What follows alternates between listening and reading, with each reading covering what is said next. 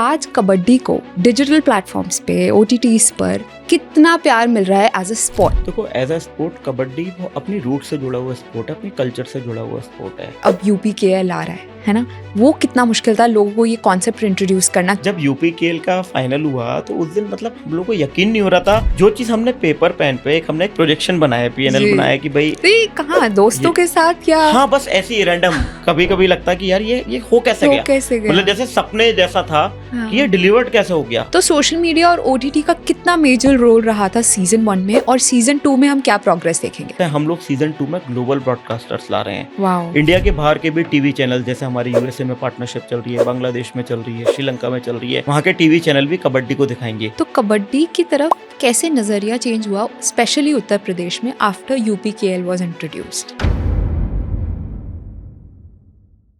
Mic पे मिलेंगे पे आज हम बात करें एक ऐसे स्पोर्ट्स एंटरप्रेन्योर के बारे में जो कि कबड्डी को सिर्फ एक इंडियन स्पोर्ट की तरह नहीं बल्कि एक वर्ल्ड के मिशन की तरह देख रहे हैं। आज इनकी वजह से बहुत सारे उत्तर प्रदेश के प्लेयर्स को एक बड़ा प्लेटफॉर्म मिला है। He is also being helped by the International Kabaddi Federation with Olympic ambitions. We are looking forward to a person जिन्हें आज कबड्डी के इकोसिस्टम के बारे में काफ़ी पता है। He is the founder of Uttar Pradesh kabaddi league and World Super kabaddi league, जो कि मिशन कर रहे हैं कि आज वो इसी स्पोर्ट्स को इंटरनेशनल लेवल पर लेकर जाने वाले हैं with about 30 plus countries, starting off Dubai.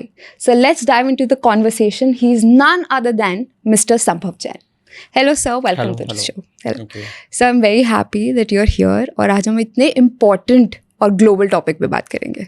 बिल्कुल। तो सर सबसे पहले फ्रॉम द व्यूअर्स पर्सपेक्टिव मैं ये जानना चाहूँगी कि आज कबड्डी को डिजिटल प्लेटफॉर्म्स पे ओटीटीज पर कितना प्यार मिल रहा है एज अ स्पोर्ट। देखो एज अ स्पोर्ट कबड्डी वो अपनी रूट से जुड़ा हुआ स्पोर्ट है, अपनी कल्चर से जुड़ा हुआ स्पोर्ट है। और आप देखोगे कबड्डी को कम्युनिटी लव करती है। जैसे हम लोगों ने क्रिकेट भी बहुत करा, फुटबॉल भी बहुत करा, लेकिन जब हम लोगों ने जब मैचेस करे कबड्डी के, तो आप यकीन मानना कि पूरे के पूरे गांव से लगभग 200 बसें आती थी कि 200 लोग एक साथ आ रहे हैं, 2 बस भर के आ रही हैं, 3 बस भर के आ रही हैं। तो वो कम्युनिटी वाइज है।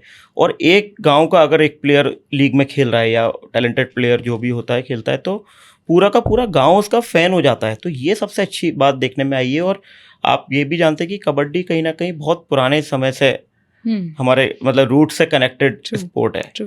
तो मतलब मुझे ऐसा लगता है कि कबड्डी में इस तरह की लीग आने से नए खिलाड़ियों को बहुत मौका भी मिलेगा और इस तरह की लीग्स कबड्डी में बहुत ज़्यादा ज़रूरत भी है। सर कबड्डी में आप काफ़ी फेमस हैं और मैं आपके काफ़ी आर्टिकल्स पढ़ चुकी हूँ। तो आप ज़्यादा प्रमोट करते हैं अपना भारत अपना खेल की पूरी पॉलिसी को, अपना खेल अपना भारत। सो इसके पीछे the whole motive to pick up kabaddi, वो क्या आपका इंटेंशन है? इसका जो हम लोगों ने जो पहले सीन इसका हमारा एक टैगलाइन था और वो एक विजन भी था, जैसे अपना भारत अपना खेल। तो हम लोग यही बताना चाहते हैं ये अपना खेल है, अपने कल्चर से जुड़े रहो, ठीक है, अपने खेल को अपनाओ, अपनी मिट्टी से जुड़े रहिए, है ना। और दूसरा इसके साथ हमने एक लाइन और ऐड करी थी, वो थी अब खेलेगा उत्तर प्रदेश। तो उत्तर प्रदेश की लीग लाने का कहीं ना कहीं पर्पस ये था, एक तो उत्तर प्रदेश की पॉपुलेशन इतनी ज़्यादा है, टैलेंट बहुत ज़्यादा है, 75 डिस्ट्रिक्ट्स हैं, तो अब खेलेगा उत्तर प्रदेश। तो मुझे ऐसा लगता था कि उत्तर प्रदेश का कहीं ना कहीं टैलेंट कबड्डी में दब रहा है। तो इस तरह की लीग नहीं आएगी तो वो टैलेंट सामने नहीं आ पाएगा। तो अब खेलेगा उत्तर प्रदेश का मतलब ये था कि यूपी अब खेलेगा। अरे वाह, बहुत खूब। तो सर जैसे आप देख रहे हैं कि कुछ भी कर लें, आज जो प्यार क्रिकेट को मिलता है वो सब की नज़रों में बहुत क्लियर है, लेकिन यही इतना उसका पैशन और इतना फेम देखते हुए आपने कैसे सोचा कि कबड्डी एक ऐसा खेल है जिसे मैं आगे प्रमोट करना चाहूँगा? मतलब ये अगर आप रिसर्च देखोगे तो नंबर्स बोलते हैं। बिल्कुल। क्रिकेट तो देखो हमारे बहुत मतलब क्रिकेट की बराबरी तो अभी मैं नहीं कह सकता कि कबड्डी बहुत जल्दी कर पाएगा, लेकिन अगर आप नंबर्स देखोगे तो क्रिकेट के बाद किसी भी स्पोर्ट को देखा जा रहा है तो वो कबड्डी है। अच्छा, हाँ जी, बिल्कुल। सेकंड हाईएस्ट व्यूअर स्पोर्ट है। ओके। तो ये एक लगा, फिर क्रिकेट की व्यूअरशिप धीरे धीरे बढ़ भी रही है, बहुत सारी लीग्स हो रही है। बट कबड्डी में आप देखोगे कि एक ही नेशनल लेवल पे बड़ी लीग चलती है, उसके अलावा कोई भी लीग उस तरह से एस्टेब्लिश नहीं है, ना उस तरह से मीडिया प्लानिंग करी गई है, ना मार्केटिंग प्लानिंग करी गई है, ना प्लेयर्स को उस तरह से कमर्शियली मतलब पेमेंट्स करे गए हैं। ओके। तो वो सारी चीज़ें देखते हुए तो मुझे ऐसा लगा कि ये एक हमारे लिए अगर बिजनेस पॉइंट ऑफ व्यू से बोलूँ तो एक स्टार्टअप की तरह एक गैप है जिसे हम लोगों को कवर करना चाहिए। और जिस तरह से आज के टाइम पे गवर्नमेंट भी कोशिश कर रही है कि नॉन क्रिकेटिंग स्पोर्ट्स को प्रमोट करा जाए, हमारा सारा फोकस क्रिकेट पे हो जाता है, तो किसी को तो आगे आना पड़ेगा कि और भी स्पोर्ट्स के साथ आगे बढ़ा जाए। आज हम लोग कबड्डी कर रहे हैं और भी प्रमोटर्स हैं जो दूसरे नॉन क्रिकेटिंग स्पोर्ट्स को प्रमोट कर रहे हैं। तो सर, जब आपने एक इनिशियल विजन था आपका यूपीकेएल, तो इसकी स्टार्टिंग पिक्चर और जब ये स्ट्रगलिंग फेज और जब ये उठा पूरा विजन, तो वो जर्नी, वो स्टार्टिंग जर्नी कैसी थी? देखिए, स्टार्टिंग जर्नी तो अगर आप समझेंगे तो आपको मतलब यकीन ही नहीं होगा। अच्छा। एक्चुअली हाँ, मतलब मेरा कबड्डी करने का कोई भी इरादा नहीं था, है ना, और ना मैं कबड्डी से दूर दूर तक कनेक्टेड था। ठीक है, हम लोग का अपना स्पोर्ट्स कंपनी रहता था जिसमें हम लोग क्रिकेट भी करते थे, फुटबॉल भी करते थे, राइड्स में भी डील करते थे। बट मेरे एक छोटे भाई हैं, वो मेरे पास कबड्डी लेके आए, मतलब वो लोग कुछ स्पॉन्सरशिप वगैरह देख रहे थे। तो फिर मैंने कोशिश करा, तो वो बहुत छोटा सा टूर्नामेंट था उनका। तो फिर मैंने उनसे डिस्कस करा कि इसे बढ़ाए बनाए। जब मैंने रिसर्च करा अपना, तो नंबर्स देखे, पूरा मीडिया का रिकॉर्ड देखा, तो मुझे समझ में आया कि इस स्पोर्ट में पोटेंशियल है। इसे अगर इसी छोटे तरीके से करेंगे तो वो तो होता ही आ रहा है, तो उसमें आप कुछ नया नहीं कर दोगे, है ना, जब तक आप। तो मैंने फिर बोला कि इसे एक स्पोर्ट्स आईपी बनाते हैं, फ्रेंचाइज मॉडल करते हैं, मीडिया प्लानिंग करते हैं, बड़े ब्रॉडकास्टर लाते हैं, जैसे देश में बड़ी लीग्स चल रही हैं उस लेवल पे से लेके जाते हैं। How tough was that, like a vision like that? Sir, IP create करना is not a piece of cake, we all know that. Then how did you? क्या था कि मतलब मेरा बचपन से एक पैशन रहा है कि कुछ चीज़ें जो टफ हैं, है ना, जो चीज़ नहीं हो सकती, तो हमेशा स्पोर्ट्स में उसी तरह की चीज़ें करने की कोशिश करी। तो मुझे पोटेंशियल, सबसे पहले तो स्पोर्ट में पोटेंशियल दिखा। मीडिया एंगल से देखें तो व्यूअरशिप अच्छा है, खिलाड़ी इंडिया में बहुत सारे हैं, टैलेंट निकालने की ज़रूरत है। और मुझे ये पता था कि हम लोग का एक्सपर्टीज़ है कि हम 15 साल से स्पोर्ट कर रहे हैं, कि हम मार्केटिंग, मीडिया, कमर्शियल पूरा एंगल समझते हैं, हम इसे बिल्ड कर देंगे। किसी भी लीग को बिल्ड करने के पीछे प्रमोटर्स कौन है, ये बहुत मैटर करता है। करेक्ट। तो मतलब हम लोग का एक्सपर्टीज़ था, मान लो मेरा 15 साल का एक्सपर्टीज़ था, तो मुझे ऐसा लगा कि अब मैं तैयार हूँ कि मैं कोई आईपीएल को बड़ी स्पोर्ट्स लीग लेके आ सकता हूँ। बट तो वैसे कॉन्टैक्ट्स होना, एक ऐसा आपका इकोसिस्टम बनाना, वो काफ़ी स्ट्रगलिंग होगा। हाँ, मतलब फर्स्ट सीजन थोड़ा सा मतलब गेम वाइज देखो तो थोड़ा सा स्ट्रगलिंग था, बट मार्केटिंग, मीडिया और क्योंकि वो तो हम करते ही आ रहे हैं 15 साल से, तो ये है। तो अगर यूपीकेएल की टीम की बात करें तो इस गेम को अपलिफ्ट करने में आपकी टीम का कितना कंट्रीब्यूशन था? देखो, कोई भी चीज़ बनती है ना, तो पूरा का पूरा एक टीम होती है। मार्केटिंग टीम है, मीडिया पीआर टीम है, ऑपरेशन टीम है, तो हर डिपार्टमेंट की अलग अलग टीम है। तभी आप किसी भी आईपी को या किसी भी स्पोर्ट्स लीग को उस लेवल पे बना पाओगे। जैसे अगर आप देखोगे, हमारे जो ऑपरेशन के लोग थे वो सारे एक्सपर्ट्स लोग थे, जो लोग बड़ी बड़ी लीग्स में काम करते आ रहे हैं। मान लो देश की, मान लो आईपीएल बहुत बड़ा है, तो जो लोग वहाँ पे काम कर रहे हैं, या जो हमारे मार्केटिंग हेड्स हैं या मार्केटिंग टीम है, तो हर फील्ड के एक्सपर्ट्स हम लोग एक जगह पे लेके आए हैं। जैसे हम लोगों ने जब वेन्यू पे हमारा प्रोडक्शन हुआ था, तो आप उसका क्वालिटी देखोगे तो वो सारे लोग वही थे जो बड़ी लीग्स में प्रोड्यूस करते हैं। ओके, मतलब दैट ब्रॉडकास्टर लेवल का भी हमने, इसीलिए हमने सोनी को ब्रॉडकास्टर रखा, डीडी को रखा, क्योंकि सोनी जैसा ब्रॉडकास्टर आता है तो लीग का वैल्यू बढ़ता है। ऑल्सो प्रीमियम एच पे आ जाते हो आप, हाँ, है ना, there is no small games that you are किसी भी चीज को बड़ा कहीं ना कहीं ब्रॉडकास्टर बनाता है, फेसेस बनाते हैं। तो सर, जब आप इसका पूरा मार्केटिंग, पीआर, और जब आपको इस पे एक अटेंशन लाना था, उस टाइम ये सेल आउट करना दैट अब यूपीकेएल आ रहा है ना, वो कितना मुश्किल था लोगों को ये कॉन्सेप्ट इंट्रोड्यूस करना कि we are the next risers? हाँ, एक्चुअली मुश्किल था, लेकिन कई सारी लीग्स के रिसर्च और नंबर्स आपको प्रेजेंट करने पड़ते हैं। जैसे आप देखोगे बहुत सारे इन्वेस्टर्स हैं जिन्हें पता है कि लीग्स में लोग टीम खरीदते हैं। अब जो बहुत बड़े ग्रुप हैं वो बड़े लेवल की टीम खरीदते हैं, तो बहुत सारे ऐसे रीजनल इन्वेस्टर्स हैं, रीजनल कॉर्पोरेट क्लाइंट्स हैं जो चाहते हैं स्पोर्ट्स से जुड़ना। तो हमने उनके लिए एक मौका सामने रखा, और उन्हें भी समझ में आया कि ये लोग इस बिजनेस को भी समझते हैं, कमर्शियली इसे चला के ले जाएंगे, क्योंकि उनका एक्सपर्टीज है। तो ऐसे करके ये पूरा लीग बिल्ड हुआ। कमर्शियली हम लोगों को कन्विंस करने में थोड़ा सा मेहनत लगा, बट हमारी मीडिया प्लानिंग स्ट्रांग थी, इसलिए हम वो कर पाए। पीआर स्ट्रेटेजी हमारी स्ट्रांग थी, और ऑपरेशन वाइज भी हम लोगों ने बहुत अच्छा डिलीवर करा फर्स्ट सीजन। तो मतलब आप मानते हैं कि पीआर और मार्केटिंग से बहुत बूस्टिंग होता है? देखो, मेरा ये मानना है किसी भी लीग को बिल्ड करने के लिए ना, जैसे हम लोग जनरली किसी भी लीग को क्या बोलते हैं, स्पोर्ट्स मीडिया प्रॉपर्टी। करेक्ट। ठीक है ना, तो किसी भी चीज़ को बिल्ड करने में मीडिया, पीआर, मार्केटिंग, का एक बहुत बड़ा रोल होता है, और साथ में आपकी स्ट्रेटेजी। जैसे अगर आज हम फ्रेंचाइजीज ला रहे हैं या हम कोई ब्रांड को लेके आ रहे हैं, उनके आरओआई बहुत इंपॉर्टेंट है ना, वेरी कि आपका कमर्शियल मॉडल कितना सूट कर रहा है और उसमें आरओआई फ्यूचर में है कि नहीं है, क्योंकि एट द एंड सब नंबर्स पे आ जाता सब है। नंबर्स पे आ जाता है। जी। और इन्वेस्टर, क्योंकि मेरे निगाह में franchise owner is like investor, तो उनका भी पैसे का आरओआई फ्यूचर में आना चाहिए, तो कमर्शियल मॉडल उस तरह का बनाना बहुत ज़रूरी होता है। तो वो सारी चीज़ें हम लोग का एक्सपर्टीज रही, तो वो जब हमने टेबल पर रखा तो उन लोगों को भी समझ में आया, नहीं यार इसमें आरओआई है, तो ये था। तो सर यूपीकेएल से वर्ल्ड सुपर कबड्डी लीग, मतलब यूपीकेएल सिर्फ एक गेम नहीं या एक लीग नहीं, वो एक मूवमेंट बन रहा था।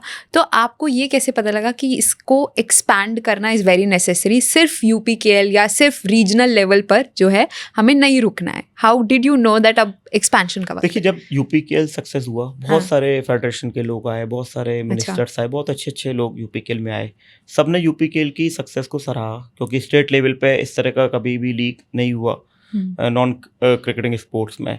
तो उसके बाद कई सारे स्पोर्ट्स ने भी लीग शुरू करा, लोगों को समझ में आया स्टेट लेवल पे लीगें लाई जा सकती हैं। बट उसके बाद हमें कई लोगों ने मतलब कई जितने भी बड़े लोग थे जो कबड्डी से जुड़े थे, तो उन लोगों को समझ में आया कि ये इन लोगों के अंदर वो काबिलियत है कि ये ग्लोबल लेवल पे भी लीग कर सकते हैं। तो फिर हम लोगों को बुलाया गया कि आप कर सकते हो क्या, तो साउथ एशियन कबड्डी फेडरेशन है, ठीक है, तो उनके साथ हमारा फिर करार हुआ।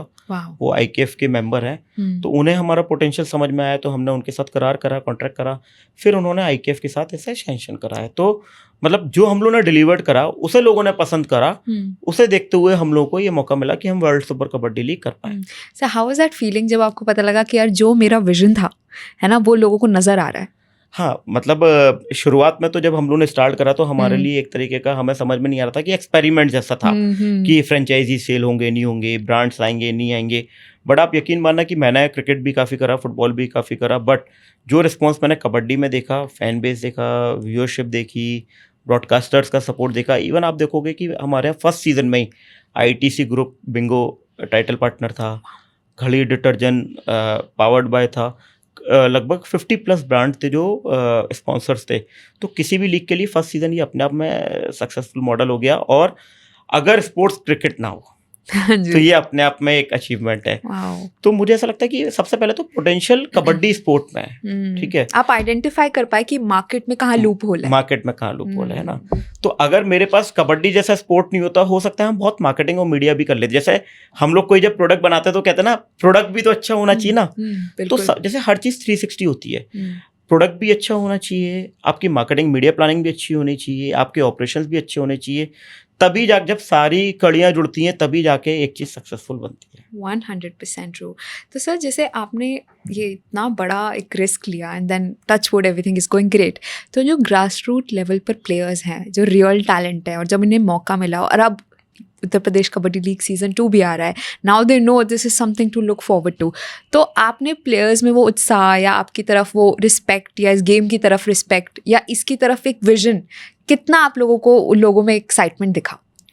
अगर आप देखोगे ना, जैसे मैंने कबड्डी के अंदर एक चीज़ देखी, एक्चुअल फैन बेस था। जितने हमारे फ्रेंचाइजी ओनर्स थे वो लोग इतना इन्वेस्टमेंट भी कर रहे थे, लेकिन आप देखोगे कि वो खुद से इतनी मार्केटिंग कर रहे थे, खुद से, मतलब उनके घरों से लोग, मतलब उनके बच्चे, उनके परिवार के लोग, इवन जब वो अगर मैच हार जाते थे तो वो रोते थे। तो ये आप देखोगे कि कितना लोग इमोशनल कनेक्ट हो गए थे, वर्ड ऑफ माउथ। हाँ, तो मतलब फैन बेस है कबड्डी का, एक्चुअल फैन देखने में आए। मतलब हम लोग को तो यकीन भी नहीं था, मतलब जब हमने शुरुआत करा मतलब स्टेडियम में लोग आएंगे कि नहीं आएंगे। हाँ जी। बट हमें फाइनल वाले दिन तो हमें मतलब बाहर से 500-600 लोगों को वापस करना पड़ा।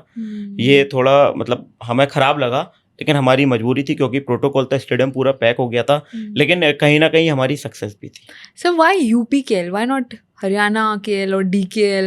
एक्चुअली मैं उत्तर प्रदेश को बिलोंग करता हूँ, नंबर 1, ठीक है, तो मेरी पहली रिस्पॉन्सिबिलिटी अपने प्रदेश के लिए बनती है। उसके बाद उत्तर प्रदेश इतना बड़ा राज्य है तो ज़्यादा टैलेंट यहाँ पर था, और मार्केटिंग एंगल से भी देखोगे तो मुझे व्यूअरशिप ज़्यादा मिलेगी, स्मार्ट मूव है ना। और लेकिन इसका मतलब ये नहीं है अगर मैं एक साथ 10 लीग शुरू करता तो शायद कुछ भी सक्सेस नहीं कर पाते। तो अभी हम लोग अपने आप को, जैसा आपने देखा, इसके बाद हमने ग्लोबल लीग लॉन्च करी। तो मुझे ऐसा लगता है कि ग्लोबल में भी क्या कहते हैं, अभी डेवलपमेंट करने की ज़रूरत है, लीग्स लाने की ज़रूरत है। इंडिया में कबड्डी बहुत डेवलप है, बट इंडिया के बाहर गवर्नमेंट भी ट्राई कर रही है, और सभी लोग, क्योंकि कबड्डी कहीं ना कहीं इंडिया से बहुत कनेक्टेड स्पोर्ट्स है। तो ईरान में भी कबड्डी बहुत खेला जाता है, बांग्लादेश में बहुत खेला जाता है। हाँ, तो सेकंड स्टेप हमने वर्ल्ड कबड्डी का लिया। अभी हमारी कई स्टेट्स के साथ बातचीत चल रही है कि वहाँ पे लीग लेके आने की, लेकिन हम चाहते हैं कि थोड़ा सा कुछ चीज़ें बिल्ड करके करा जाए, जिससे हमारा फोकस आउट नहीं हो और media planning, marketing planning, commercial planning कमजोर नहीं हो। But sir, you are a pro and touch wood, I really hope कि ये प्रोग्रेस हो, और बिल्कुल होगा भी। तो सर, अगर हम बात करें, जब आप टैलेंट स्काउटिंग पे निकलते हैं, जब आप नोटिस और आइडेंटिफाई करते हैं टैलेंट को, बिकॉज देखिए, गेम या शो या एक पूरी लीग तभी अच्छी होगी जब उसमें वो एक्शन होगा, उसमें वो थ्रिल होगा। तो जब आप लोग वो प्लेयर्स उठाते हैं, प्लेयर स्काउटिंग होती है, टीम बिल्डिंग होती है, आप क्या क्वालिटीज़ ऑब्जर्व करते हैं? This is for the kabaddi players who are watching right now. देखो, कबड्डी प्लेयर, सबसे अच्छी बात तो कबड्डी के साथ अच्छी चीज़ क्या है कि बहुत ज़्यादा आपको इंफ्रा की, इक्विपमेंट्स की ज़रूरत नहीं है। ठीक है, आप देखोगे कि एक गांव में आप जाओगे तो वहाँ नॉर्मल कबड्डी मैच चलता है, मिट्टी पे चलता है, तो ये सबसे अच्छी बात है। इसलिए घर घर लोग कबड्डी खेलते हैं, कहीं भी कबड्डी खेल सकते हैं। और टैलेंट स्काउटिंग के लिए हम लोग, मतलब इसमें हमारे साथ फेडरेशन भी इन्वॉल्व है, उत्तर प्रदेश कबड्डी एसोसिएशन। तो उनकी हमने कैटेगरी बना रखी है। ये कैटेगरी, उसमें टॉप प्लेयर्स जो हमारी नेशनल लीग खेलते हैं या इंडिया के लिए खेलते हैं वो है, क्योंकि हमें टैलेंट के साथ, यंग टैलेंट के साथ साथ हमें टॉप प्लेयर्स को भी लेके चलना पड़ेगा, तभी यंग टैलेंट को एक्सपोजर मिलेगा, लर्निंग मिलेगी और लीग का व्यूअरशिप आएगा। तो हमने ए कैटेगरी बना रखी है, बी कैटेगरी बना रखी है, सी कैटेगरी, सी और डी कैटेगरी में हमने प्योर टैलेंट कोटा रखा हुआ है। तो जो भी यंग और टैलेंटेड प्लेयर हैं वो उससे ऊपर आ सकते हैं। जैसे अगर मैं आपको एक एग्जाम्पल बताता हूँ, एक लड़का था मोहम्मद अमान, ठीक है, वो कुछ भी नहीं खेला था, यूपी खेल, मतलब मेरे पास एक रैंडम फोन आता है कि किसी कोच का, कि ये लड़का बहुत अच्छा है, इसे आप ऑक्शन में कैसे भी करके रखो। तो वो कोच नामी कोच थे, तो फिर हमें लगा नहीं यार, अगर ये बता रहे हैं तो टैलेंट के साथ जस्टिस करना चाहिए। हमने उसे ऑक्शन में रखा, वो लड़का सी या डी कैटेगरी में गया, वो खेला, वो बेस्ट रेडर बना, उसके बाद वो देश की नेशनल लीग में खेला, आज स्टार बन गया। तो ये एक तरीके से एक्चुअल प्लेटफॉर्म है जहाँ से लड़के ऊपर की लीगों में भी जा रहे हैं। My God, I mean, he must have blessed you, and so happy to see कि आपने इतने एक्चुअल प्योर टैलेंट को एक वो अपलिफ्टमेंट दिया। Very nice. बट सर, कहीं ना कहीं डू यू थिंक दैट आज जैसे networks and influences, we have certain sort of ecosystem connecting the dots, do you think कि कबड्डी में टैलेंट मैटर्स मोर, और do you think the networking matters more? देखो, अगर मैं खिलाड़ी या एथलीट की बात करता हूँ, ठीक है, तो हमेशा टैलेंट एंड मेहनत, नथिंग कैन बी टैलेंट। हाँ, nothing can be talent, talent and hard work. मतलब मैं इसमें हार्ड वर्क जरूर ऐड करूंगा, क्योंकि क्या होता है, कई बार हम लोग बहुत टैलेंटेड भी होते हैं, बट जो कई बार मैंने देखा है, कई एथलीट बहुत टैलेंटेड है तो वो इसी उसमें रह जाते हैं कि वो हार्ड वर्क नहीं करते। कई मैंने देखे टैलेंटेड कम थे लेकिन वो हार्ड वर्क ज़्यादा करते हैं, तो वो और अच्छे निकल जाते हैं।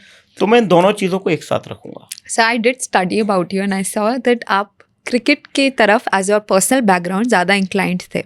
Then now if you had to choose watching a game on TV, would be it cricket और कबड्डी? देखो, कबड्डी तो देखेंगे ही, बट क्रिकेट के साथ एक थोड़े से इमोशंस कनेक्टेड हैं। हाँ, क्योंकि मैं खुद क्रिकेट खेला, तो मुझे ऐसा लगता है कि ठीक है, लेकिन क्रिकेट आज के टाइम पे ना बहुत ज्यादा देखने में आता है, सैचुरेट हो गया। हाँ, कबड्डी क्या है कि आपको बहुत कम मैचेस देखने को मिलते हैं, है ना, तो गिनी चुनी लीग्स टीवी पर आती हैं, तो ये फर्क है। तो देखा तो दोनों ही जाएगा, क्योंकि मेरे लिए कबड्डी भी एक स्पोर्ट है, फुटबॉल भी एक स्पोर्ट है और क्रिकेट भी एक स्पोर्ट है। तो सर, यूपीकेएल के season 2 now that it is coming, fans के लिए और क्या है नया इस बार? फैंस के लिए जैसे हम लोगों ने कुछ सेलिब्रिटीज पार्टनरशिप्स कर रहे हैं, वाओ, 4 फ्रेंचाइजी नई ला रहे हैं। तो जब 4 टीमें नई आती हैं तो नया फैन बेस क्रिएट होगा, मार्केटिंग और बेहतर तरीके से कर रहे हैं, कुछ और भी अच्छे प्लेयर्स को हम लोग लाने का ट्राई कर रहे हैं। तो बस यही है कि फैंस, हम चाहते हैं कि फैंस ज़्यादा से ज़्यादा आएँ और अपने फैंस को अपने प्लेयर्स को देखें, स्टार प्लेयर्स को देखें और यंग टैलेंट को सपोर्ट करें। वाओ सर, अगर हम आज आप देखेंगे OTT प्लेटफॉर्म्स एंडलेस हैं, राइट? और सोशल मीडिया पे भी हर स्पोर्ट अटेंशन सीक कर रहा है। तो सोशल मीडिया और OTT का कितना मेजर रोल रहा था सीजन 1 में, और सीजन 2 में हम क्या प्रोग्रेस देखेंगे? देखो, मेरा ये मानना है कि ब्रॉडकास्टर्स, OTT हो, टीवी हो, डिजिटल हो, या आजकल यूट्यूब हो या इंस्टाग्राम जी की रील्स हो, जी, सबका एक बहुत बड़ा महत्व है ना। तो डिजिटल के होने के बाद बहुत बड़ा चेंजेस आए हैं, ठीक है।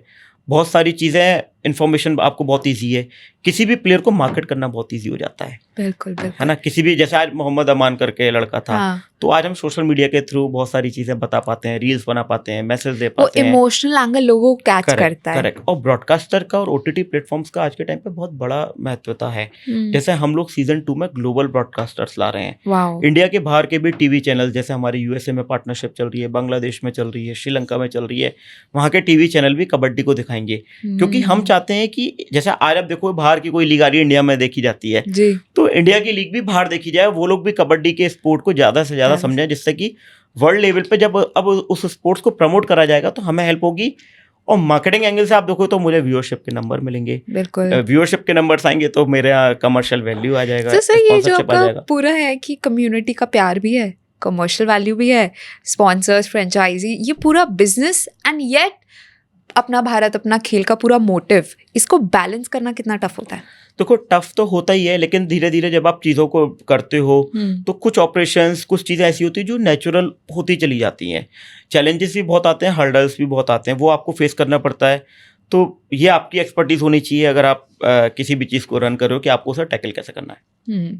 तो सर जैसे अगर आज हम बात करें कि जो भी कबड्डी प्लेयर्स आउट देयर, अगर वो दूसरी स्टेट्स में हैं और they are thriving to come to a league और उन्हें एक अपनी पहचान बनानी है, वो हार्ड वर्किंग है, टैलेंटेड है, उनके लिए आपका क्या मैसेज है, how to get into the देखो, इंडस्ट्री? इसमें हमने ना लीग में इस सीजन हम लोग एक चीज़ और ट्राई कर रहे हैं, अभी वो अच्छा। ऑफिशियली अनाउंस नहीं करा है, बट वो डिस्कशन चल रहा है। हाँ, हम लोग एक एक पावर प्लेयर डालने का ट्राई कर रहे हैं वाह। हर टीम के साथ। पावर प्लेयर का मतलब ये होता है कि हम कोशिश कर रहे हैं हर टीम में एक प्लेयर हरियाणा का है, महाराष्ट्र का है, साउथ से हर अपने केरल से प्लेयर आए, तमिलनाडु से है। उससे क्या होगा, हमें व्यूअरशिप भी मिलेगा। बहुत सारे दूसरी स्टेट के प्लेयर हैं, वो चाहते हैं हम यूपी खेल में खेलें, जब तक वाह। उनके राज्य इस तरह का लोग लीग reach out स्टार्ट नहीं करते कर हैं पा रहा। आपको? हाँ, बहुत रीच आउट बहुत करते हैं। रीच आउट करते हैं। तो इसलिए हम ये स्टेप लेने का हमारी प्लानिंग चल रही है, और इससे लीग का आईपी भी बढ़ेगा और फ्रेंचाइजी ओनर्स को भी कमर्शियल वैल्यू आएगा। तो सर जैसे आप देख रहे हैं कि ऑब्वियसली मेजरली यूथ को आप केटर कर रहे हैं when you are in this league, तो कबड्डी की तरफ कैसे नज़रिया चेंज हुआ, स्पेशली उत्तर प्रदेश में आफ्टर यूपीकेएल वाज इंट्रोड्यूस्ड? देखिए, अगर मैं कमर्शियल बात करूँ तो बहुत सारे लीग ऑर्गेनाइजर थे, हाँ, बहुत सारी फेडरेशंस थी, और बहुत सारे लोगों को ये रियलाइज़ हुआ कि स्टेट लेवल पे भी नॉन क्रिकेट स्पोर्ट्स को फ्रेंचाइजी सेल करी जा सकती हैं, स्पॉन्सर लाए जा सकते हैं, ब्रॉडकास्टर लाए जा सकते हैं, उसके अंदर कमर्शियल वैल्यू करोड्स में डाली जा सकती है, बिल्कुल, मतलब बिल्कुल। नॉट इनटू लैक्स, उस लेवल पे करी जा सकती है। जैसे आज कुछ बड़ी क्रिकेट लीग्स चल रही हैं, तो एक ये रियलाइज़ हुआ, तो उससे लोगों को लगता है कि हाँ, जैसे आप देखो आईपीएल आया तो कम से कम 100 लीग 200 लीग आज के टाइम पे क्रिकेट का चल रहा है। चल रहा है। ऐसे यूपीकेएल आया तो स्टेट लेवल पे, जैसे यूपीकेएल के बाद एक लीग स्टार्ट हुई वॉलीबॉल लीग यूपी Okay, की, तो वो भी सक्सेस हुई। ऐसी कई सारी मैं लीग्स देखता हूँ जो स्टेट लेवल पे भी होना शुरू हो गई। तो आपका स्पोर्ट तो डेवलप हो रहा है ना। एट द लास्ट हम लोग कितनी भी कमर्शियल बात कर लें, पहला मोटिव ये कि स्पोर्ट्स डेवलपमेंट होना चाहिए, है ना, बिल्कुल, बिल्कुल। क्योंकि उसके साथ हम सबकी फीलिंग्स भी जुड़ी हैं। और डायरेक्टली इनडायरेक्टली आप कितने लोगों को इंस्पायर कर रहे हैं to start something new, correct. Right? तो सर आपको लगता है कि अच्छा, आपने यूपीकेएल एग्जैक्टली शुरू कब किया था, ये विजन कब आया था? देखिए, ये विजन आया था 2023 मई में। अच्छा तब यूपीकेएल एक बहुत छोटा सा टूर्नामेंट करके, एक यूपी का कोई टूर्नामेंट जैसा था। अच्छा। बट जब मैंने रिसर्च करा तो मुझे लगा नहीं यार, इस खेल में जैसे मुझे कबड्डी स्पोर्ट समझ में आया, हाँ जी, फिर अब उसे कैसे बनाना है, हाँ, वो फिर हम लोग का एक्सपर्टीज ही था। तो इसलिए फिर क्योंकि क्रिकेट हमें लगता था कि क्रिकेट बहुत ज्यादा हो रहा है, हाँ, कुछ लाओगे भी और तो वो उसी में ही दब जाएगा, क्योंकि हजारों लीग हो रही हैं।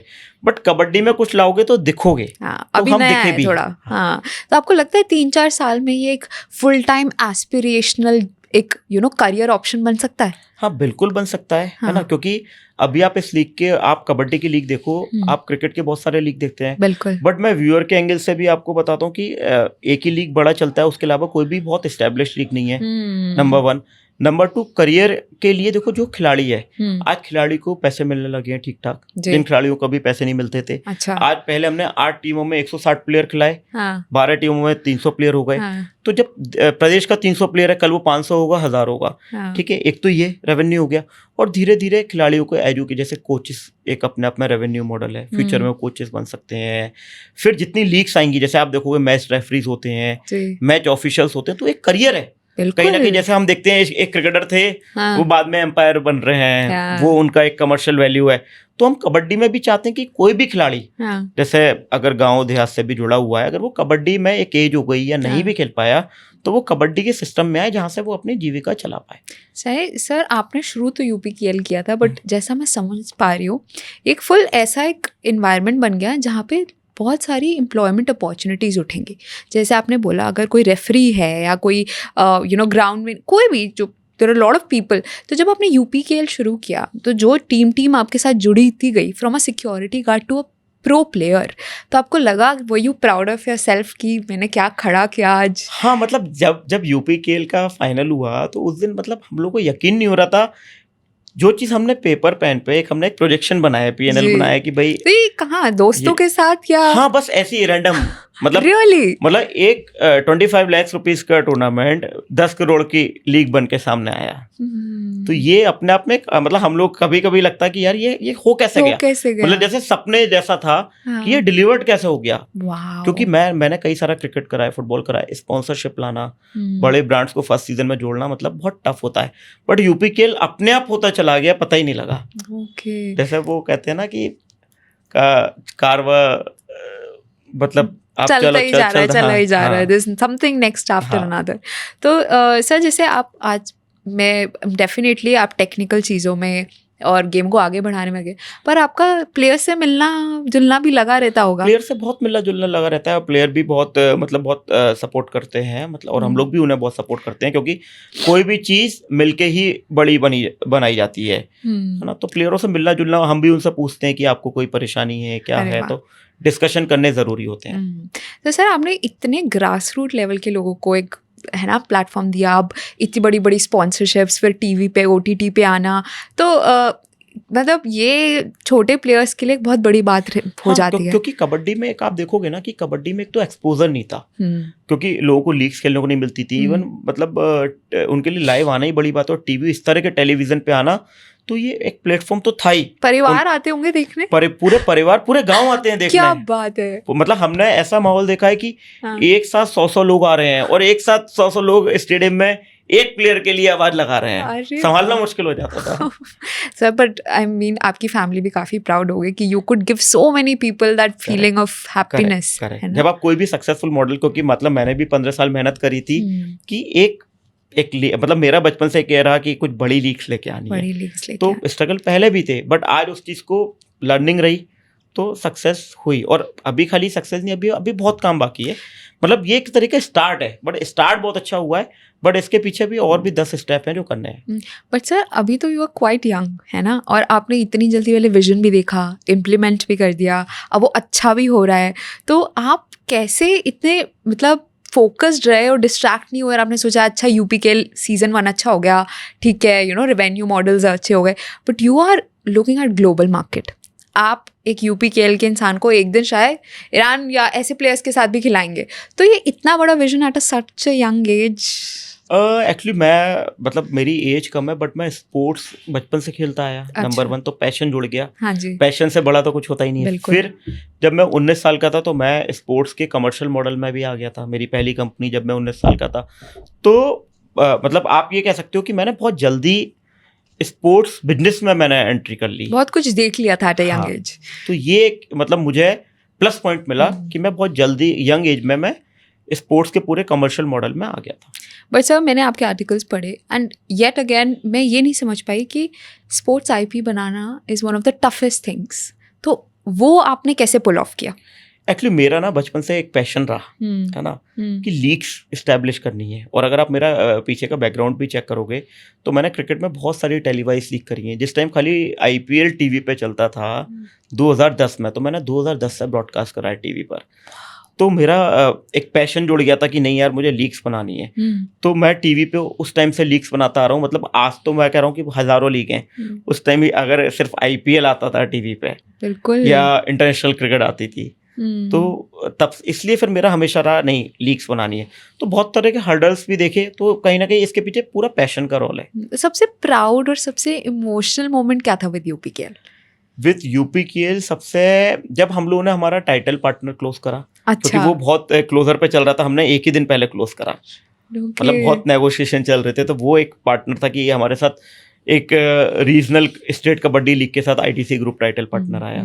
एक तो ये था, और सेकंड ये था जो हमने फाइनल में जो क्राउड देखा ना, वो जो फाइनल की वॉइस थी अगर, तो Goosebumps. वो एकदम, हाँ, Oh, wow. यकीन नहीं हो रहा था कि अगर 5 बजे से मैच है तो 2 बजे से लोग आके स्टेडियम में बैठ गए थे, तो वो Cool. लगा यार ये अचीवमेंट है। बट सर जैसे अब आपने you've seen money, you've seen people, you've seen growth.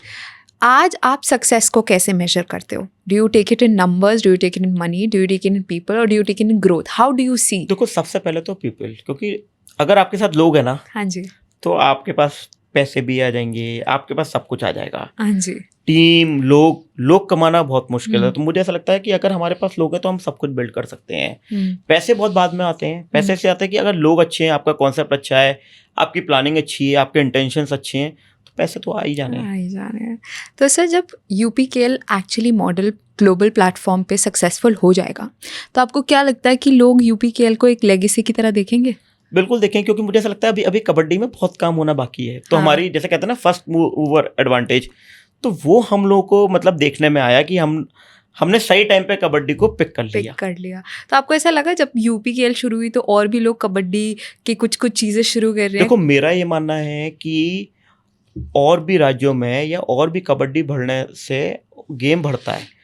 जितना गेम बढ़ेगा उतनी फैन बेस बनेगी। जैसे क्रिकेट जितना ज़्यादा हो रहा है उतना ज़्यादा फैन बेस बन रहा है। करेक्ट। और हम लोगों को भी एक चीज़ हमारे लिए हमेशा प्रायोरिटी रही, प्लेयरों का हित, खिलाड़ियों का हित। अगर हरियाणा में लीग आएगी, राजस्थान में लीग आएगी, केरल में लीग आएगी, तमिलनाडु में लीग आएगी, सबसे पहले तो व्यूअरशिप बढ़ेगी, खिलाड़ियों को का हित बढ़ेगा, खिलाड़ियों को कमर्शियल वैल्यू आ जाएगा। तो आप ये लगा लो कि बहुत सारे प्लेयर्स नए इस्टेब्लिश हो जाएंगे। जैसे आज आप देखो तो क्रिकेट में लोग विराट कोहली देखते हैं, धोनी देखते Who's your हैं। favorite cricketer? My favourite cricketer Saurabh Ganguly, अरे वाह। है ना। तो फैन बेस होना, तो जिस दिन ज़्यादा से ज़्यादा कबड्डी होगा, आज एक गांव में अगर 1000 बच्चा खेल रहा है तो 10,000 बच्चा होगा। जैसे हम कहते हैं ना क्रिकेट में गली गली, तो इसलिए ये सब चीज़ें होने से ज़्यादा लीग आने से खिलाड़ी बढ़ेगा, व्यूअरशिप बढ़ेगी। तो मुझे ऐसा लगता है कि ये मतलब हमारे लिए कमर्शियली भी बहुत अच्छा है, और वैसे भी अगर आप देखोगे तो खेल तो बढ़ाना हमारा पहला दायित्व है। तो सर आज भी कई लोग, not may be UP but और भी स्टेट्स में ऐसा है जो लोग कहते हैं कबड्डी में शायद अभी फ्यूचर नहीं है, तो क्या मान लें संभव जैन आ गए हैं, अब कबड्डी फ्यूचर है? देखो मेरा ये मानना है कि कबड्डी में अगर कोई ऐसा कहता है तो ये अपना अपना सोच है। अच्छा, ठीक है। जैसे मैं अगर आपको अपने पे ही एग्जाम्पल दूं, मैंने 15 साल क्रिकेट करा, फुटबॉल करा, दूसरा करा, मैं आज फुल टाइम कबड्डी लीग्स बना रहा हूँ। तो मेरा भी तो कमर्शियल वैल्यू है ना, मैंने भी तो अपना टाइम लगाया, मेरे पास टीम काम करती है, 50 लोगों की टीम है मेरे पास, नंबर 1। ठीक है, तो सबसे पहले तो आप फ्यूचर, मेरा ही फ्यूचर देख लो, बिगेस्ट एग्जाम्पल है ना। और दूसरी चीज, जहाँ पर गैप होता है ना, वहीं फ्यूचर भी होता है। जैसे आज आप देखो कि कई, जैसे क्रिकेट है या और वहाँ पे मौके नहीं है, बट कबड्डी में आज अभी मौके हैं जो खिलाड़ी लीग्स में जल्दी से जल्दी आ सकते हैं। और फ्यूचर कैसे माना जाता है? Commercial value. आज एक खिलाड़ी को अगर एक अमाउंट में सेल हो रहा है और एक पैसे मिल रहे हैं, एक फीस मिल रही है, तो उसका कहीं ना कहीं कमर्शियल वैल्यू आ गया, तो वो फ्यूचर वही तो है ना। आज आईपीएल में हम कहते हैं कई क्रिकेटरों के फ्यूचर बनते हैं, तो कैसे बनते हैं? ग्लैमर भी चाहिए, आपको एक्सपोजर चाहिए, टैलेंट दिखाने का प्लेटफॉर्म भी चाहिए, फिर आपको पैसे भी चाहिए, मनी कम्स विद इट, है ना। क्योंकि उसके बिना आज खिलाड़ियों की डाइट होती है, घर के खर्चे होते हैं। अगर वो पैसे से वो मोटिवेशन नहीं आएगा तो वो लड़का फिर कबड्डी में क्या मेहनत करेगा? बिल्कुल। फिर तो वो लड़का नौकरी पे ज्यादा मेहनत करेगा ना।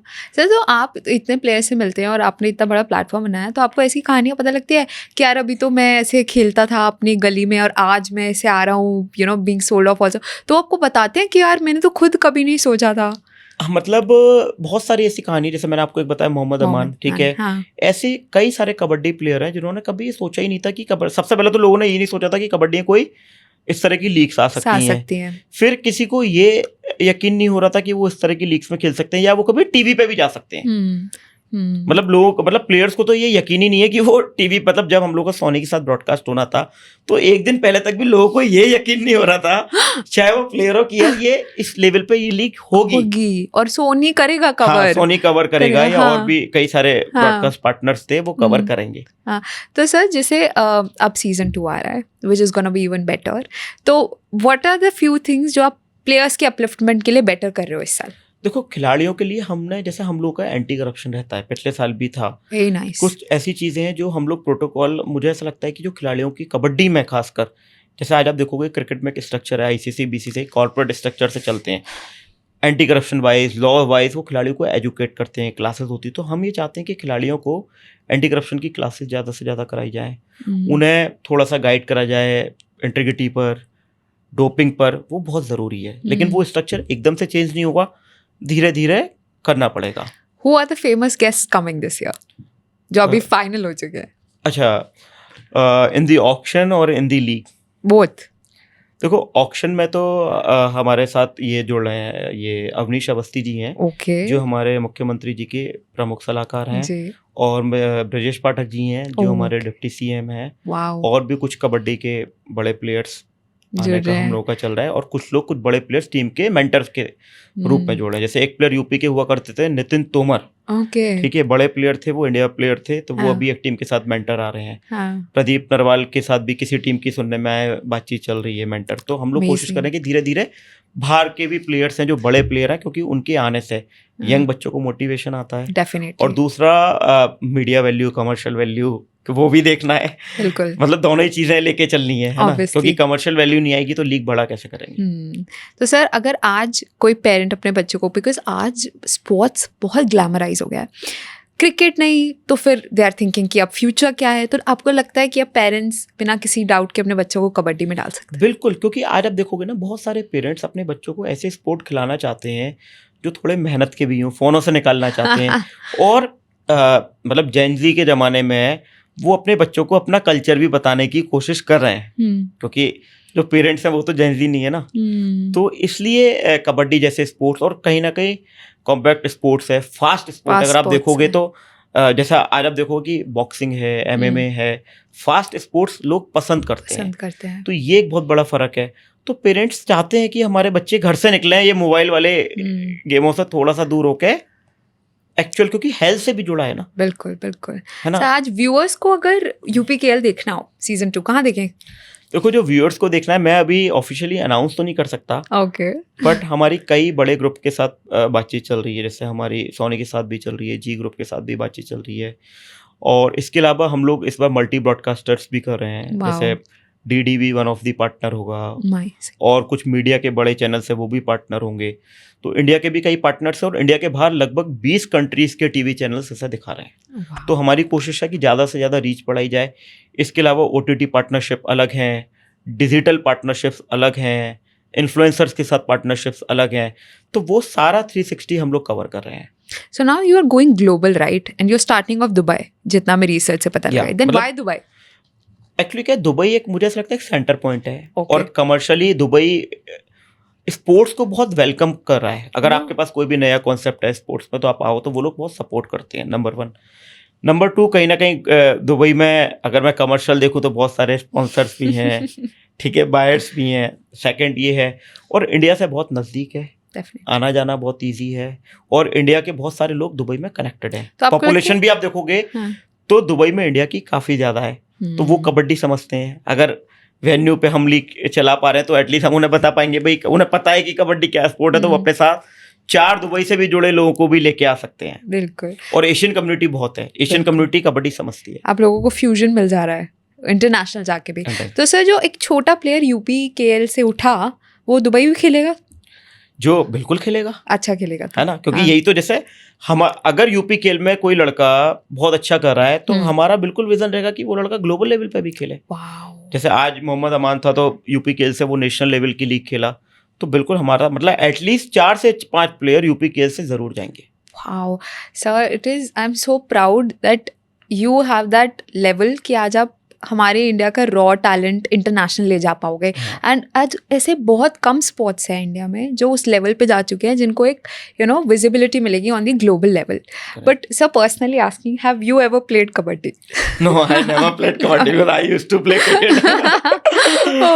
ओके। तो जब आप स्पोर्ट्स देखते हैं, आप मेस्मराइज हो जाते हैं या आप टेक्निकल और चीज़ें आपको मुझे देख के लगेगा भी नहीं मैं कबड्डी खेल सकता हूँ। No no not judging you on that, but just saying कि आपको जब आप स्पोर्ट देखते हो आपको लगता है कि यार देखने में मुझे बहुत मजा आता है, मैं बस देखता रहता हूँ गेम बहुत देर, या आपका ध्यान काम पे रहता है? देखो मैं आपको बताता हूँ, जब मैं कबड्डी से जुड़ा, जब हाँ। लीग के 2 दिन पहले भी ना, मतलब हाँ। एक्चुअल मुझे ये नहीं पता था कि रेड क्या होती है ना, ओ क्योंकि मैं टेक में नहीं था, मैं पूरा मार्केटिंग मीडिया ये सारे हाँ। क्योंकि टेक के हमारे अलग अलग टेक्निकल डायरेक्टर से अलग अलग पूरी ऑपरेशन टीम थी जो इस डिपार्टमेंट को देख रही दिस थी, इज क्योंकि लाइक रामायण हो गई, पूछ रहे सीता को। हाँ, और मैंने कभी कबड्डी मैच भी ढंग से नहीं देखा था, है ना। ओके मतलब मैं यहाँ पे बैठा हूँ, मैं कोई गलत बात बोलूँ, बट मैंने कभी भी, लेकिन मैं गेम के कॉन्सेप्ट को समझता था, मुझे गेम का पोटेंशियल पता था कि इस स्पोर्ट्स में पोटेंशियल है, गैप है, खिलाड़ियों को बिल्ड करने की जरूरत है, एंटरप्रेन्योर को पता होना चाहिए। हाँ वो चीज मुझे पता थी, और इसमें कमर्शियली वैल्यू बहुत है, तो वो सारा पॉइंट मुझे पता था। और मेरा काम था कि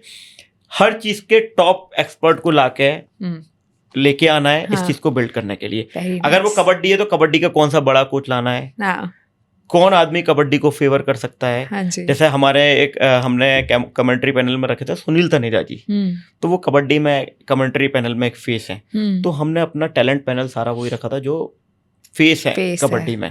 तो ये चीजें मुझे पता थी, क्योंकि ये फाउंडेशन है ना। बट हाँ। जब लीग के ऑपरेशन के दौरान तो देखना ही पड़ेगा ना, आप न्यूज से थोड़ी जाओगे।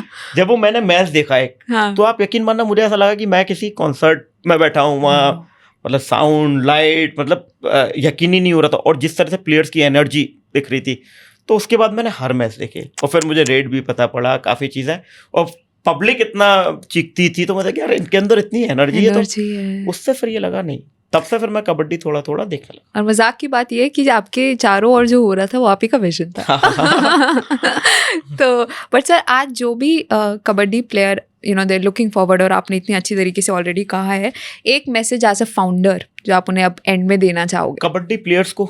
यस देखो मैं मैसेज यही देना चाहता हूँ कि ज़्यादा से ज़्यादा मेहनत करें, ठीक है, क्योंकि मेहनत से बड़ा कुछ भी नहीं है, और कबड्डी स्पोर्ट में बहुत पोटेंशियल है, और आने वाले 5 साल के अंदर कबड्डी अभी जितना है उससे 100 टाइम्स ऊपर जाने की तैयारी चल रही है। ये आपकी मार्केट स्टडी है? हाँ, हमारी भी मार्केटिंग स्ट्रेटेजी है, और मुझे ऐसा लगता है कि जब कोई भी एक प्रमोटर आगे आता है तो और भी बहुत सारे प्रमोटर्स एस्टेब्लिश होते हैं, बट एट द लास्ट उससे फायदा खिलाड़ियों को होता है, और बहुत सारा ऐसा रोजगार पैदा होता है। जैसे आज हम लोग लीग कर रहे हैं, कम से कम 500 लोगों को उससे कमर्शियल काम मिलता है, वैल्यू ऐड होती है इनडायरेक्टली। हाँ। अगर आपके वेन्यू के बाहर चाय वाला है, हाँ, you are doing good to him. हाँ, तो करेक्ट आपने बिल्कुल सही बात। हाँ, बिगर इकोसिस्टम। तो ये एक बहुत बड़ा फर्क है। तो खिलाड़ियों को जो लोग, मैं तो कह रहा हूँ जो कबड्डी से जुड़े हैं, आज उनके पास मौका है, आज मेहनत कर लो और आज कबड्डी को पकड़ लो, है ना। कल वो चीज मौके नहीं आएगी। और मैं एक मैसेज ये भी देना चाहता हूँ कि अपने आप को ठीक रखें थोड़ा सा। जो भी चीजें लीग ऑर्गेनाइजर बताते हैं, चाहे वो इंटीग्रिटी से जुड़ी हैं, चाहे वो डोपिंग से जुड़ी हैं, उस चीज को बहुत सीरियसली लें, क्योंकि आज हो सकता है कई सारी चीजें अच्छी लगें, बट फ्यूचर में वो चीजें उन्हें लॉस देंगी। तो ये एक मेरा मैसेज है एक खिलाड़ी को। That is so sweet. Sir, but from all the viewers that are watching, I really hope that UPKL हर जगह सुनाई दे, you get tons and millions of viewers, और ये इंटरनेशनल लेवल पे उठे, और हमें समव जैन जी के और आर्टिकल्स देखने के मिले। Thank you for coming to the show. Thank you very much. Thank you, sir.